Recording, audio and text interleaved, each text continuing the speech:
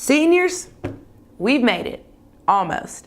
With a little over a month left in the school year, hundreds of undergrad and grad school seniors alike are waiting for their chance to walk across the stage, shake Andy Westmoreland's hand, and bid Samford U farewell. But April, the home stretch of the year, of the semester really, brings on every professor's dreaded fear of distraction. And senioritis. With the help of Samford SGA, there's a new movie kiosk located right here outside of the bookstore. Here in the food court of Samford University, O. Henry serves as a staple for students and faculty alike who just love coffee. And now the university is offering rewards points for those frequent coffee drinkers. Samford football is on its way to having another successful championship season.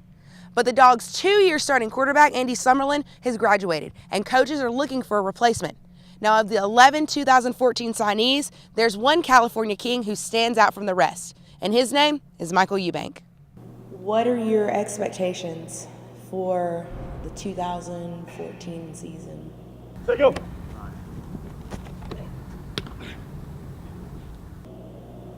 Nothing less than a playoff run at a national championship, and then I want to make whatever school I want to be the best school on the FCS level. And I believe by being at Samford University, that's definitely an accomplishment that I can obtain. Eubank is a 6'6" transfer quarterback from Arizona State. For his 2 seasons with the Sun Devils, he accounted for 11 touchdowns and a 64% passing completion rate. But his new home is at Samford, and Eubank values what he left behind in the California sun. I think my greatest challenge is just being so far away from my mom, my grandparents, and my little brother. Being this far away from, a support system that I have for so long is going to be a little different. And that's where his teammates, his new brothers, step in. We graduated high school the same year, and so we were about the same age. Well, we really are the same age. So everyone that signs in my class, he hangs out with us. He's always in my room. He's always in my suite. We always play the game together. So bonding is really just getting to know him, for more than just being a quarterback or just a person on the team or just a guy from Arizona State. I think that it's easy. It's going to be easy for him to get to know everybody because we're all a family, and we are going to welcome him like he's been here since day one. I've bonded greatly with the team.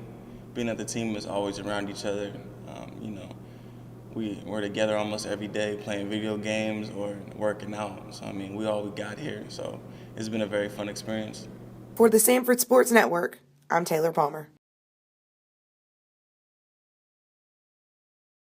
Christmas time at Samford University means plenty of good Yuletide cheer and the recognition of a holiday celebrated around the world.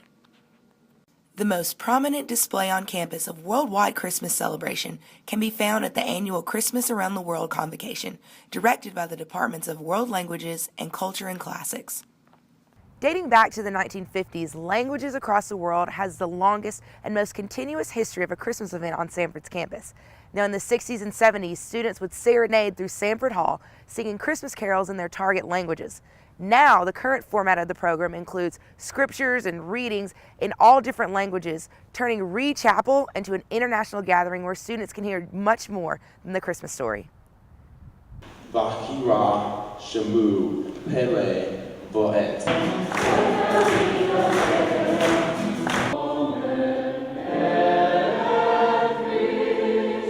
Joseph Terete nan Pei Galilee nan yon bukyo rele Nazar. Men paske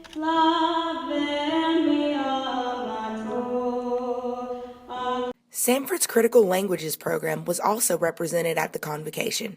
I spoke with Samford professor Dr. Heather West to find out what role critical languages had in the event.